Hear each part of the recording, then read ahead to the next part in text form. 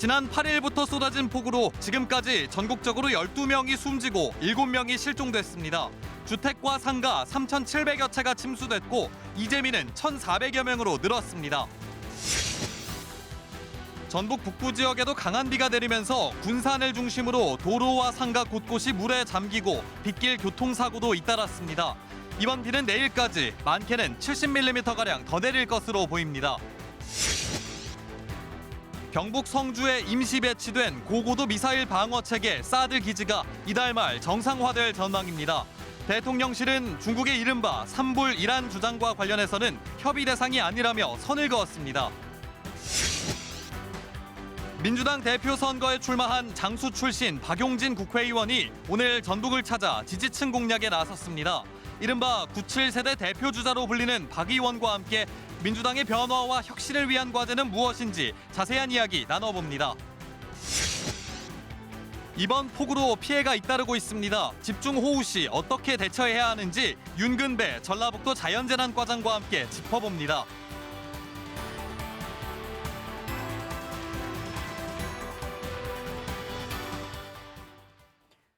시청자 여러분 안녕하십니까? 전북 7시 뉴스입니다. 수도권 등에 큰 피해를 냈던 정체전선이 내려오면서 전북에도 집중호우가 이어졌습니다. 오늘 오전 한때 군산에는 시간당 100mm의 폭우가 쏟아지기도 했는데요. 지난 1951년 전주에서 시간당 109.6mm가 내린 이후 72년 만에 집중호우입니다.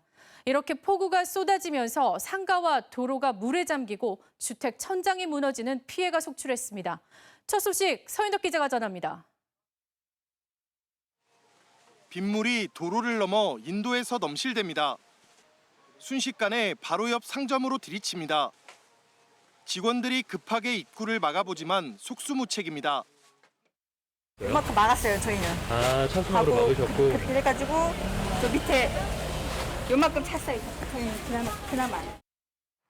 군산엔 이틀 동안 최대 200mm 넘는 많은 비가 내렸습니다. 오전 한때 시간당 100mm의 집중호우까지 쏟아지며 180여 건의 피해 신고가 접수됐습니다. 주택 천장이 무너지면서 고립됐던 80대 여성이 구조됐습니다. 여성은 다행히 다치지 않았습니다. 또 상가와 주택 70여 채가 침수됐는데 한 주택 마당엔 어른 무릎 높이까지 물이 찼습니다. 이렇게 물이 막 다 와가지고 다 던져 어디 나갈 길이 없네요. 다른 건물 지하 주차장도 물바다로 변했습니다. 20분 만에 벌어진 일이라 손 쓸 겨를조차 없었습니다. 한 20분 만에 이게 차버린 거예요. 이렇게 가버린 거예요. 방어 대책을 세울 수가 없었어요. 도로 곳곳이 침수되면서 교차로 등 7곳에 차량 통행이 제한되기도 했습니다. 하늘길과 바닷길도 끊겼습니다. 군산공항과 제주를 오가는 일부 항공편이 결항했고 군산과 섬 지역을 연결하는 여객선 한 개 항로가 통제됐습니다. 전라북도는 이번 비로 군산과 전주, 익산에서 크고 작은 피해가 발생했지만 인명피해는 없었다고 밝히고 피해 지역에 대한 긴급 복구에 나섰습니다. KBS 뉴스 서윤덕입니다. 오늘 오전 11시 20분쯤 완주군 봉동읍 호남고속도로 익산나들목 인근에서 화물차 석 대가 잇따라 부딪히는 사고가 나 1톤 화물차 운전기사와 동승자가 병원으로 옮겨져 치료를 받고 있습니다. 경찰과 소방당국은 차량이 빗길을 달리다 잇따라 충돌한 것으로 보고 정확한 사고 경위를 조사하고 있습니다.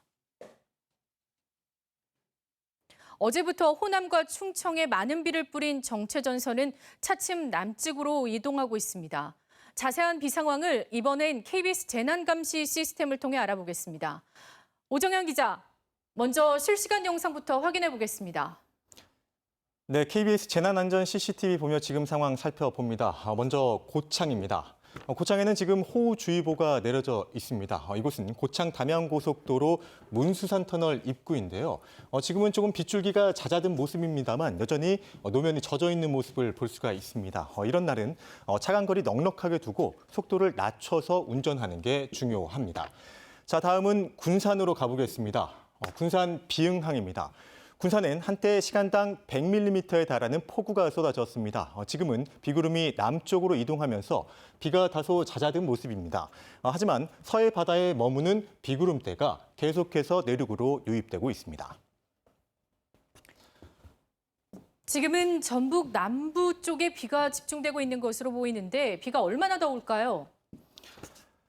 네, 기상청에서 제공하는 비구름 레이더입니다. 지금 붉은색으로 표기가 돼 있는, 그러니까 강한 비구름대가 뭉쳐 있는 곳은 이렇게 전남 서해안과 그리고 전북과 전남 일대입니다. 자, 앞으로 6시간 동안 이 비구름이 어떻게 이동할지 예측해봤는데요. 자, 이렇게 서쪽에서 동쪽으로 이동하면서 전북 지역도 차츰 이 비구름대의 영향에서 벗어나도록 하겠습니다. 다만 앞서 말씀드린 것처럼 서해 바다에서 계속 비구름대가 유입이 되고 있으면서 전북에는 내일 새벽까지 20에서 70mm가량 더 비가 올 것으로 예보돼 있습니다. 이에 따라 앞서 말씀드렸던 것처럼 고창과 또 부안에 호우특보가 계속 유지가 되고 있습니다. 자, 이번에는 KBS 재난안전 CCTV 보면서 재난안전 지도 보면서 설명드리도록 하겠습니다. 하루 동안 강수량을 색으로 구분했는데요. 푸르고 진할수록 비가 많이 온 지역입니다. 지금은 남부 지역에 비를 뿌리고 있지만 어제부터 많은 비를 뿌린 곳은 군산과 익산 등 전북 북부 지역입니다. 이처럼 연일 많은 비로 땅이 무른 상태입니다. 다음은 재해 위험지구 살펴봅니다. 군산입니다. 조금 전까지 산사태 경보가 내려졌었는데 지금은 해제된 상태입니다. 이렇게 군산항과 머지 않은 곳에 군산 미창지구가 있습니다. 이곳은 산사면을 따라 주택가로 소사가 흘러내릴 우려가 있습니다. 자, 그 옆으로 군산 해망 4지구가 있는데요. 이곳은 산비탈 아래 아파트 단지가 있습니다. 역시 토사나 낙석 피해가 우려됩니다. 특히 이렇게 월명산과 장계산 주변으로 붕괴 위험지구가 뭉쳐 있습니다. 이곳에 계신 분들은 최신 기상 정보는 물론이고 산사태 징후를 잘 살펴야 합니다. 만약 경사지에서 돌이 굴러내리고 나무가 평소보다 크게 흔들리면 산사태 위험 징후입니다. 산사태 취약 지역에 있는 주민들은 가스와 전기를 차단하고 미리 대피하는 게 중요합니다. KBS 뉴스 오정현입니다. 네, 정체전선이 남하하면서 전북에도 많은 비가 오고 있습니다. 군산 지역엔 시간당 100mm의 집중호우가 쏟아지기도 했는데요. 내일까지 많게는 20에서 70mm의 비가 예상돼 피해가 없도록 주의하셔야겠습니다. 취재기자 연결하겠습니다. 박웅 기자, 자세한 소식 전해주시죠. 네, 빗줄기는 오전보다는 많이 약해졌지만 여전히 내리다 말다를 반복하고 있습니다. 여러 지역에 비가 집중되면서 지반이 많이 약해져 있는 상태인데요. 지금 보시는 이 도로는 땅 꺼짐 현상이 일어나 복구 작업이 진행되고 있습니다. 정체전선이 남하하고 서해에서 비구름대가 유입되면서 전북 곳곳에 종일 많은 비가 오고 있습니다. 군산 지역엔 오늘 아침에 시간당 최대 1시간 동안 100mm의 집중호우가 쏟아져 침수 피해가 나기도 했는데요. 현재 남하하던 비구름대가 점차 동쪽으로 이동하면서 김제와 부안에는 시간당 30mm의 비가 집중됐습니다. 현재 정읍과 고창에는 호우주의보가 내려져 있습니다. 어제부터 현재까지 내린 비의 양은 군산 산단이 256.5mm로 가장 많고 익산 함라 183.5, 전주 114.1mm 등입니다. 곳에 따라 벼락과 돌풍을 동반한 시간당 30에서 50mm 이상의 매우 강한 비도 예상되는데요. 전주기상지청은 내일 오전까지 20에서 70mm의 비가 더 올 것으로 내다봤습니다. 정읍에는 산사태 주의보가 내려져 있습니다. 지반이 많이 약해져 있는 만큼 저지대 침수나 붕괴 등의 피해가 없도록 미리 대비해야 합니다. 군산과 제주를 오가는 항공편은 오전 한때 결항하거나 일부는 다른 공항으로 회항했고 군산을 오가는 바닷길 한 곳도 현재 통제되고 있습니다. 현재 전북 내 국립공원 탐방로 133개소 중 58개 노선도 통제되고 있습니다. 현재까지 주택과 상가 침수 70건, 도로 침수 72건 등 모두 180여 건의 비 피해가 집계됐으며 인명 피해는 발생하지 않았습니다. 지금까지 군산 수성동에서 KBS 뉴스 박웅입니다. 수도권 등 중부지방에 쏟아진 폭우로 지금까지 12명이 숨지고 7명이 실종됐습니다. 대피한 사람은 6천 명에 육박하고 이 가운데 이재민은 1,400여 명으로 늘었습니다. 김수현 기자입니다. 중앙재난안전대책본부는 8일부터 시작된 이번 폭우로 인해 오늘 저녁 6시 기준으로 사망자가 1명 더 늘어 12명으로 집계됐다고 밝혔습니다. 실종자는 7명, 부상자는 서울에서 2명이 더 늘어 모두 18명입니다. 사망자를 지역별로 보면 서울에서 7명, 경기도에서 3명, 강원도에서 2명이 숨졌습니다. 실종자는 서울에서 2명, 경기도에서 3명, 강원도에서 2명 발생했습니다. 구체적인 피해 상황을 보면 오늘 오후 3시 반쯤 서울 서초구 건물 지하주차장에서 실종됐던 40대 남성이 숨진 채 발견되면서 사망자가 1명 더 늘었습니다. 어제 오후 5시쯤엔 강원도 춘천 공지천에서 70대 여성 1명이 숨진 채 발견됐습니다. 강원 원주에선 노부부가 집중호우로 불어난 급류에 휩쓸려 소방당국이 수색을 이어가고 있습니다. 현재 거주지를 떠나 대피한 사람은 수도권과 강원, 충북과 충남 등 6개 시도에서 5,960여 명에 이릅니다. 이 가운데 이재민은 1,450여 명으로 늘었는데 대부분 서울과 경기에 집중됐습니다. 주택과 상가 침수는 3,796채로 그중 서울이 대부분을 차지했습니다. 공공시설 가운데 선로 침수는 11건, 철도 피해는 6건으로 집계됐고 산사태는 69건으로 늘었습니다. 정부는 중대본을 중심으로 피해 상황을 점검하면서 복구 작업을 지원하고 있습니다. KBS 뉴스 김수연입니다. 잠시 후 이슈K에서는 전라북도 도민안전실장을 모시고 집중호우 시 어떻게 대응해야 하는지 자세히 알아보겠습니다. 다음 소식입니다. 국민의힘이 오늘 수해복구 자원봉사에 나섰는데 이 과정에서 김성원 의원이 사진 잘 나오게 비가 더 왔으면 좋겠다고 말했습니다. 김 의원은 경솔하고 사려 깊지 못했다고 사과했지만 야당을 비롯해 여론의 질타가 쏟아졌습니다. 최유경 기자입니다. 국민의힘 의원 40여 명과 당직자, 보좌진 등이 수해 복구 활동에 나섰습니다. 비상대책위원회 전환 후 첫 외부 행사로 주호영 비대위원장은 진지한 자세를 주문했습니다. 정말 흉내만 내지 말고 해 떨어질 때까지 수재민들의 참담한 심정을 놓치지 마시고 장난치거나 또 농담하거나 심지어 사진 찍고 하는 이런 일도 좀 안 해주셨으면 좋겠고. 의원들이 마이크를 돌려가며 발언을 이어가자 인근 주민이 항의하는 등 봉사는 초반부터 순탄치 않았습니다. 뭐 하시는 거냐고요? 여기 지금 사장 시장에 자, 이제 봉사활동 시작하도록 하겠습니다. 자, 앞에 뭐 하시는 거냐고요? 지금 게다가 봉사활동을 준비하던 김성원 의원의 돌출 발언이 카메라에 포착됐습니다. 솔직히 비 좀 왔으면 좋겠어요. 배춘식 의원님. 사진 잘 나고. 배춘식 의원님. 결국 보여주기식 행보 아니었느냐는 비판에 김 의원은 엄중한 시기에 경솔하고 사려 깊지 못했다며 상처받은 수해민과 국민께 진심으로 죄송하다고 사과했습니다. 주 비대위원장은 엄중 경고했다고 밝혔지만 해명 과정에서 김 의원을 두둔하는 듯한 발언으로 또 다른 논란을 빚기도 했습니다. 김 의원이 장난기가 좀 있어요. 평소에도. 여러분들 노는 데가 우리가 다 찍어보면 여러분들 나온 거 없는 거 안 나와요. 민주당은 집권당 의원의 말이라고는 믿어지지 않는다며 납득할 만한 조치를 촉구했습니다. 국민들을 도우러 갔다 오히려 국민들에게 짐만 된 꼴이 된 게 아니냐. 있을 수 없는 망발이다. 정의당도 여당이 피해 주민을 2번 울리고 화나게 하고 있다고 비판했습니다. KBS 뉴스 최혜경입니다. 대통령실이 경북 성주의 고고도 미사일 방어 체계 사드 기지가 이달 말쯤 정상화될 예정이라고 밝혔습니다.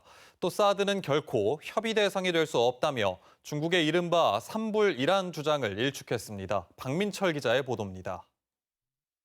고고도 미사일 방어 체계 사드 기지는 경북 성주 주한미군 부대에 있습니다. 그러나 5년째 임시 배치된 상태입니다. 일반 환경 영향 평가 절차가 마무리되지 않아 기지 내부 시설 공사를 못하고 있고 유류와 장비 등의 반입도 제한되고 있습니다. 대통령실은 현재 사드 기지 정상화가 진행 중이고 빠른 속도로 정상화가 되고 있다고 밝혔습니다. 이달 말 정도면 운용 측면에서 거의 정상화될 것으로 본다고 설명했습니다. 대통령실 고위 관계자는 중국이 사드 관련 이른바 삼불이란을 주장한 데 대해서는 결코 협의 대상이 아니라고 일축했습니다. 사드는 북한 핵 미사일로부터 우리 국민의 생명과 안전을 지키기 위한 자위적 방어 수단이며 안보 주권 사항이라는 겁니다. 산불은 사드 추가 배치를 하지 않고 미국 미사일 방어 체계와 한미일 군사 동맹에 불참한다는 걸 의미하며 이란은 사드 운용을 제한하겠다는 뜻입니다. 대통령실 고위 관계자는 중국이 산불 이란을 주장한 의도를 파악 중이라면서 이는 중국과의 협의나 조약이 아니라고 거듭 선을 그었습니다. 문재인 정부가 중국에 산불 이란을 약속했는지 파악됐느냐는 질문에는 인수인계 받은 사안이었고 관련 자료도 없다며 말을 아꼈습니다. 사드 운용이 정상화되면 중국이 경제 보복에 나설 수 있다는 우려에는 우리의 안보 주권 사항이며 거기에 보탤 것도 뺄 것도 없다고 밝혔습니다. KBS 뉴스 박민철입니다. 더불어민주당이 오는 28일 전당대회를 앞두고 당대표와 최고위원을 뽑는 순회 경선을 치르고 있죠. 당대표 후보가 3명으로 압축됐는데요. 이 가운데 한 명인 박용진 의원이 오늘 스튜디오에 나와 있습니다. 안녕하십니까? 네, 안녕하세요. 네, 선거운동하느라 한창 바쁘실 텐데 한 달 만에 다시 전북을 찾으셨습니다. 예. 방문 이유가 특별히 있을까요? 다음 주부터 호남 지역 이제 권리당원 투표가 들어가고요. 네. 전북도 다음 주에 들어갑니다. 제가 고향이 전라북도 장수라서 전북 지역에서 좀 뜨거운 지지, 열화 같은 지지 이런 것들이 좀 있었으면 하는 바람이라서 앞으로도 자주 오겠습니다. 호남의 아들, 전북의 아들 박용진 꼭 좀 지지 많이 해주십시오. 네. 현재 당대표 후보로 이재명 후보와 강훈식 후보 그리고 후보님 이렇게 세 분이 경쟁하고 있는데요. 일각에서는 어차피 대세는 이재명이다 이런 말들도 좀 있는 것 같습니다. 또 오늘 그래서 강훈식 후보에게 단일화 제안을 하신 걸로 알고 있는데 상황을 좀 어떻게 보고 계신지요? 어대명 말고 오대박이란 말씀 혹시 안 들어보셨어요? 어제까지는 대세가 이재명, 오늘부터 당대표는 박용진 이런 겁니다. 그래서 어대명이 아니라 이제 오대박이라고들 분위기가 잡히고 있는데요. 실제로 몇몇 여론조사에서 최근에 서울과 이른바 PK 지역, 부울경 지역에서는 3%, 5% 차이로 저하고 이재명 후보 차이가 확 좁혀졌고 네. 또 오늘 발표된 한 여론조사는 단일 후보가 될 경우에 한 자리 숫자로 확 좁혀졌다. 이런 이제 상황이 나와서 지금 여론이 꿈틀꿈틀한다. 이건 이제 분명합니다. 말씀하셨던 단일화 문제와 관련해서도 제가 그래서 시간이 이제 얼마 남지 않았다. 적어도 호남권에 투표가 들어가기 전에 단일화에 대한 결론을 내야 유권자들에 대한 국민들에 대한 예의 아니겠나 이런 생각으로요. 오늘 다시 한번 단일화와 관련된 기본적인 원칙과 태도, 간절함을 말씀을 드렸고요. 아마 곧 좋은 결론이 있지 않을까 기대하고 있습니다. 네. 86세대 다음이죠. 이른바 97세대 대표 주자로서 그동안 변화와 혁신을 강조하셨습니다. 박용진 의원이 말하는 변화와 혁신 뭐라고 정의할 수 있을까요? 지난 몇 번의 선거를 지면서 민주당에 대한 국민들의 실망 그리고 배신감 이런 것들을 정확하게 확인할 수 있었어요.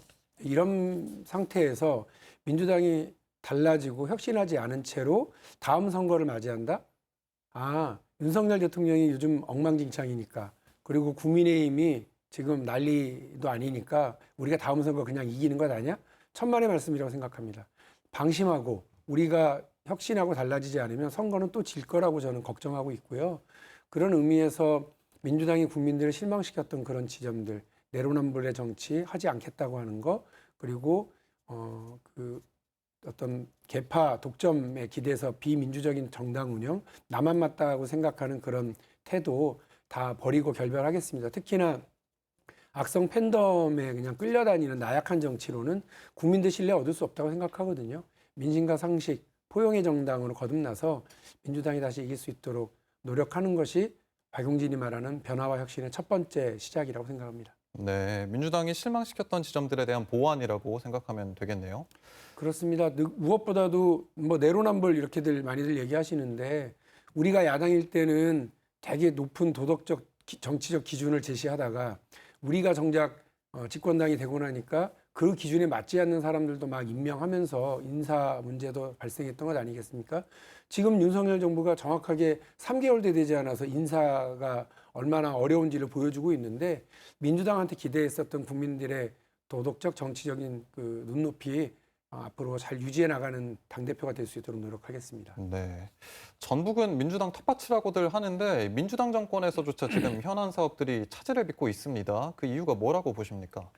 저는 민주당이 정권을 차지하고 있었을 때에도 호남과 약속했었던 것들 제대로 지키지 못했던 점을 죄송스럽게 생각합니다. 특히나 저도 전북 출신이고 전북의 아들인데 전북은 저한테는 아픈 손가락 같은 존재예요. 특히나 새만금 지난 30년 동안 너도 나도 새만금에 대해서 다 얘기해놓고 새만금은 거의 누더기 개발 대상으로만 삼아놓고 있는 것 아니겠습니까? 보다 큰 그랜드 비전이 필요할 때라고 생각을 하고 지금 민주당이 야당이지만 김관영 도지사를 중심으로 새롭게 전북 발전의 그랜드 비전을 마련하고 그것을 실현시켜 달라고 중앙정부에 요구할 때 같이 악을 좀 쓰겠습니다. 그래야 전북 발전의 어떤 비전 그리고 필요한 예산 이런 것들이 확충될 수 있다고 생각합니다.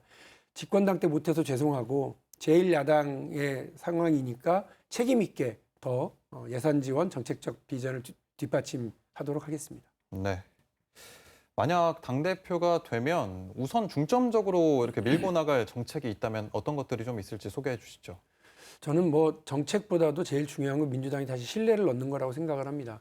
그래서 저가 당대표가 되고 나면 바로 그 다음 날로 혁신위원회를 출범시킬 겁니다. 지난 5년 동안 정책적으로 우리가 무슨 실수를 했고 또 어떤 지점에서 국민적인 실망을 갖게 됐는지 그 지점들을 좀 짚어보려고 그래요. 그리고 거기에서 대안을 만들고 국민들에게 신뢰할 수 있는 제도적 개선도 만들어내서 성큼성큼 다음 총선 승리를 향해서 나가겠습니다.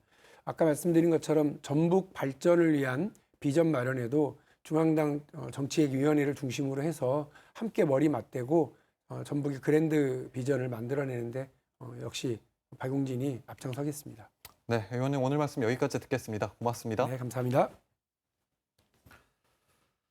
다음 소식입니다. 더불어민주당 최고위원 선거에 출마한 송갑석 의원은 오늘 전북을 찾아 유일한 비수도권 후보이자 호남 단일 후보로서 민주당을 민주당답게 만드는 데 온 힘을 다하겠다고 말했습니다. 세 번의 큰 패배를 겪은 민주당은 분명한 위기 상황이라며 재정비를 위해서는 호남 단일 후보의 지도부 입성이 중요하다고 강조했습니다. 최고위원이 되면 전북 새만금 특별자치도 특별법 통과에 힘을 보태고 전북과 광주, 전남이 우리나라 신재생에너지 산업의 중심이 되도록 이른바 RE300 사업 추진을 약속했습니다. 송영진 전주시 의원이 음주운전 혐의로 입건됐습니다. 송 의원은 어제 새벽 1시쯤 전주시 덕진구의 한 초등학교 인근에서 술을 마시고 운전한 혐의를 받고 있습니다. 경찰은 주민 신고를 받고 차 안에서 잠이 든 송 의원을 적발했으며 혈중 알코올 농도는 0.072%로 면허 정지에 해당하는 수준이었습니다. 오늘 0시 기준 국내 코로나19 신규 확진자 수는 13만 명대로 집계됐습니다. 위중증 환자와 사망자 증가세가 이어지고 있는 가운데 재감염 속도와 규모도 커지고 있습니다. 조혜진 기자가 보도합니다. 오늘 코로나19 신규 확진자 수는 13만 7,241명입니다. 이 가운데 국내 발생은 13만 6,719명, 해외 유입은 522명입니다. 신규 확진자 수는 15만 명을 넘었던 어제보다는 14,000여 명 줄었지만 일주일 전보다는 2만 9천여 명 늘었습니다. 해외 유입 사례 역시 어제보다는 90여 명 감소했지만 이번 달 들어 연일 400명 중반대를 넘는 높은 수준을 유지하고 있습니다. 입원 중인 위중증 환자는 418명입니다. 이는 지난 5월 9일 이후 약 석 달 만에 가장 많은 수치입니다. 사망자 역시 59명으로 5월 22일 이후 가장 많습니다. 연령별로는 80대 이상이 33명으로 절반 이상을 차지했고 70대 11명, 60대 9명, 50대 4명, 20대 2명 등입니다. 재감염 추정 사례도 늘고 있습니다.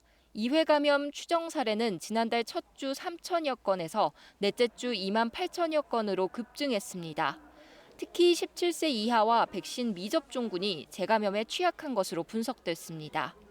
또 지난달 기준 재감염 추정 사례는 첫 감염 뒤 평균 5개월 만에 발생한 것으로 나타나 2회 감염이 발생하는 기간 역시 60여일 빨라졌습니다. 방역당국은 중증, 사망 예방을 위해 고위험군의 4차 접종 참여를 거듭 당부했습니다. 기저질환을 가지고 계신 분들, 또 50대 이상에 해당하시는 분들은 4차 접종에 조금 더 서둘러서 참여해 주실 것을 당부드립니다. 국내 최초 코로나19 백신인 SK바이오사이언스의 스카이코비원은 이르면 이번 달 말 출하됩니다. 스카이코비원은 우선 백신 미접종자를 대상으로 활용될 예정입니다. KBS 뉴스 조혜진입니다. 전북에서는 어제 5,501명이 코로나19에 확진됐습니다. 시군별로는 전주 2,176명, 익산 910명, 군산 815명 등이고 연령별로는 20대 886명, 50대 838명, 40대 727명 순으로 많았습니다.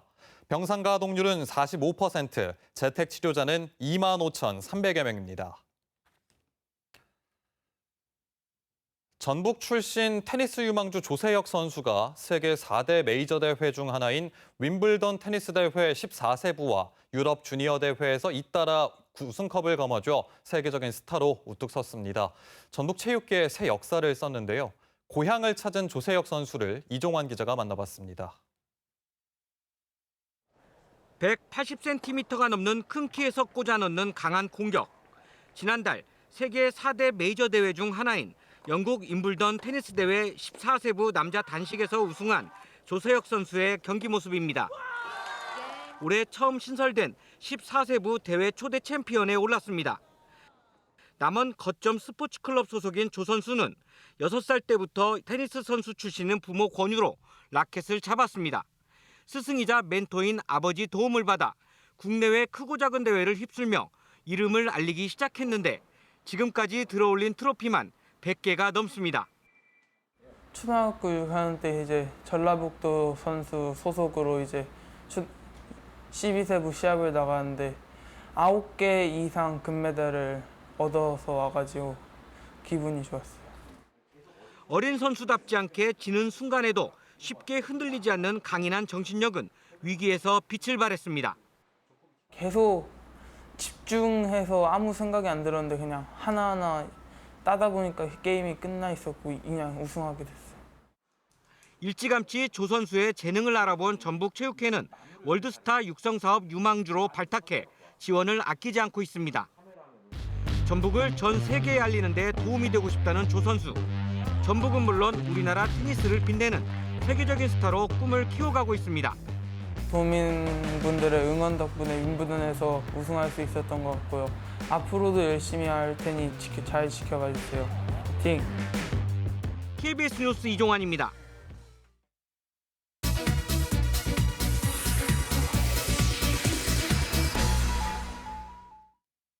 이슈K 시간입니다. 전북에서도 어제 오늘 이틀 동안 많은 비가 내렸죠. 오늘 군산에는 한때 시간당 100mm가 넘는 집중호우가 쏟아지기도 했습니다. 집중호우에 대한 대처 방법과 대피 요령, 윤금배 전라북도 도민안전실 자연재난과장과 함께 짚어보겠습니다. 어서 오세요, 과장님. 예, 안녕하십니까?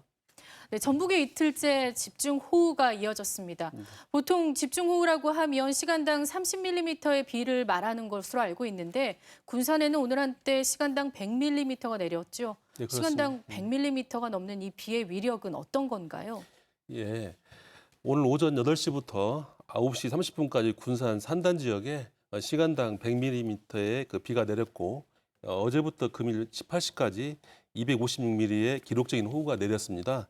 시우량 100mm라고 내린 것은 1968년 이래 군산 지역의 관측 역사상 제일 많이 내린 것으로 지금까지 경험해보지 못한 기록적인 폭우라고 할 수 있습니다. 그렇군요. 예, 이렇게 짧은 시간에 많은 비가 내릴 경우에 하수도 허용 용량 초과로 도심부 저지대는 물론 농경지 등의 그 침수가 발생되고요.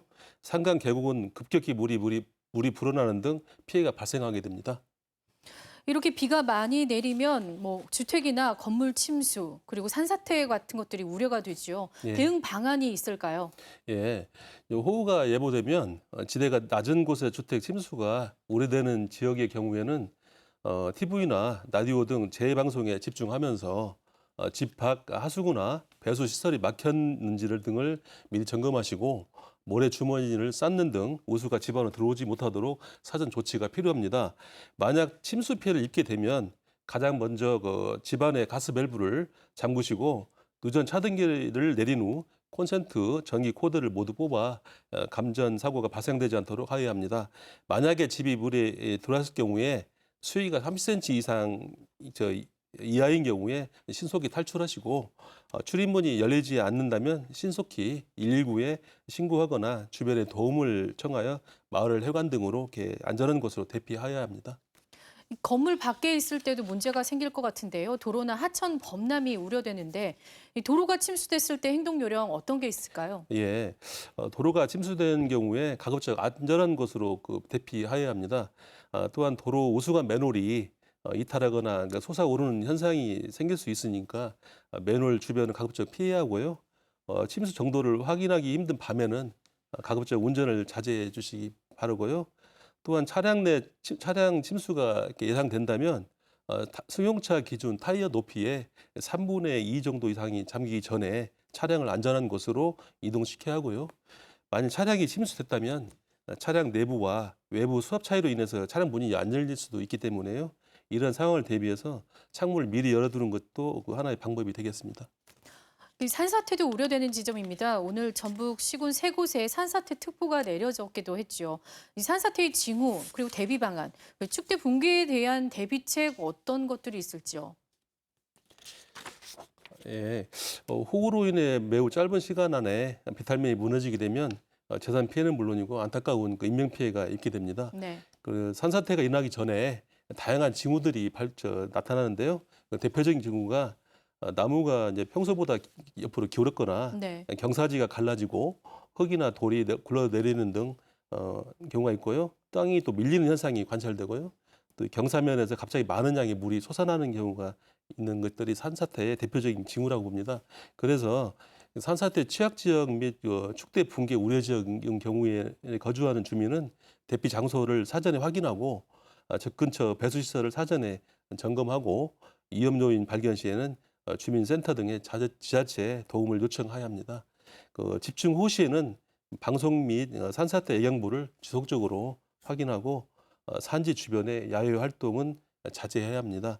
대피 명령이 발령되면 대피 장소나 산지로부터 멀리 떨어진 안전한 곳으로 대피하고 산사태가 발생되거나 인명피해가 우려되는 경우에는 119에 구조 신고를 해주시기 바랍니다.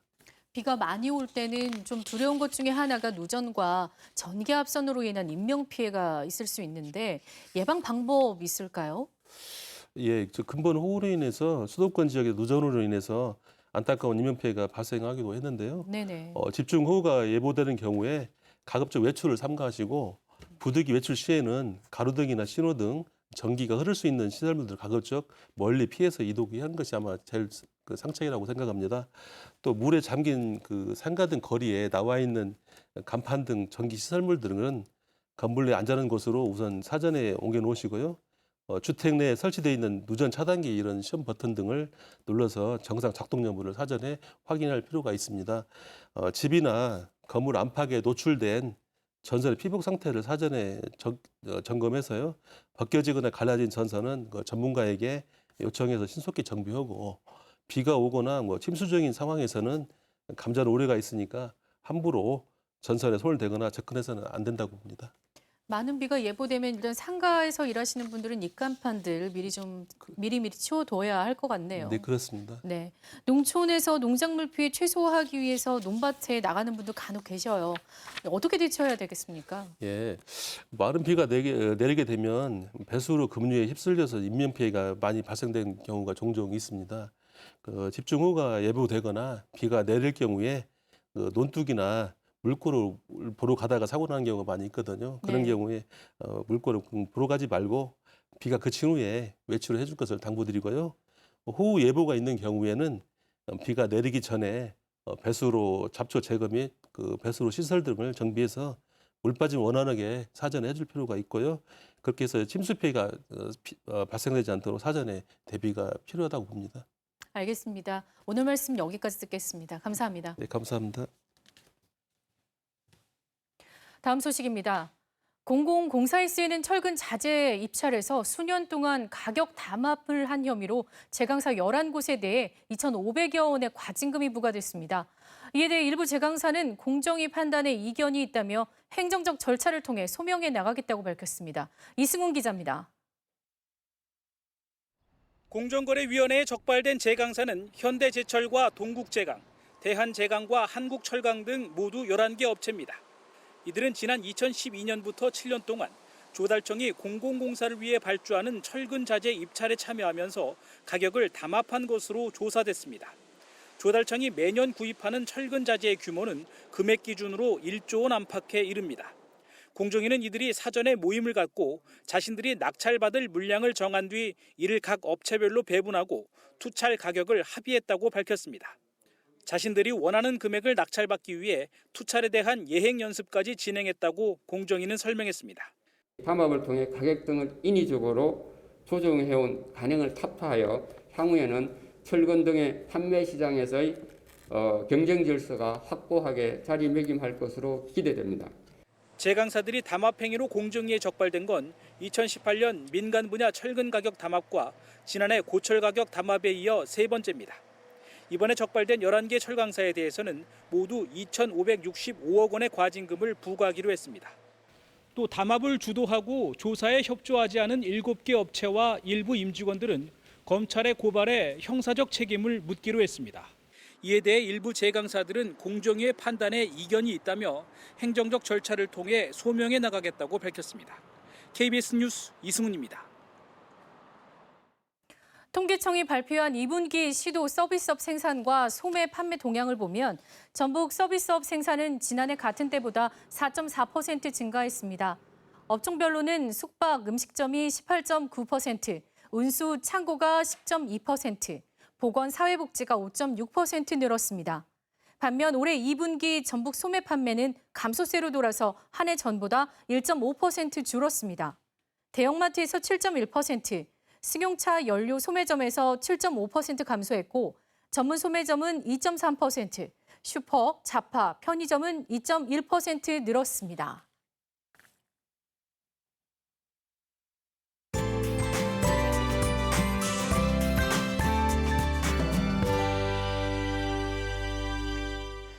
오늘 전북 북부를 중심으로 강한 비가 쏟아졌습니다. 곳곳에 시간당 30에서 50mm의 집중호우가 내리면서 어제부터 군산 산단에는 256.5mm의 기록적인 폭우가 내렸고요.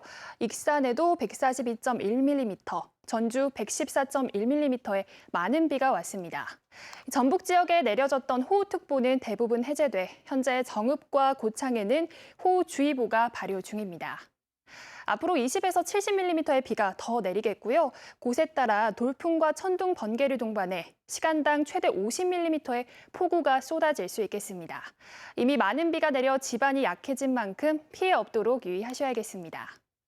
내일 새벽에 비가 그치고 낮부터는 무더위가 예상되는데요. 자세한 지역별 내일 기온을 보겠습니다. 아침 기온 전주가 25도로 시작하겠고요. 낮 기온은 전주가 32도로 오늘보다 6도가량 높겠습니다. 동부 내륙의 낮 기온은 완주가 31도, 진안은 30도 등 대부분 30도 안팎까지 오르겠습니다. 당분간 서해 남부 해상에는 바다 안개가 짙게 끼겠습니다. 주말인 모레도 비가 내리는 곳이 있겠고요. 다음 주에도 정체전선의 영향으로 화요일과 수요일에 비가 내릴 전망입니다.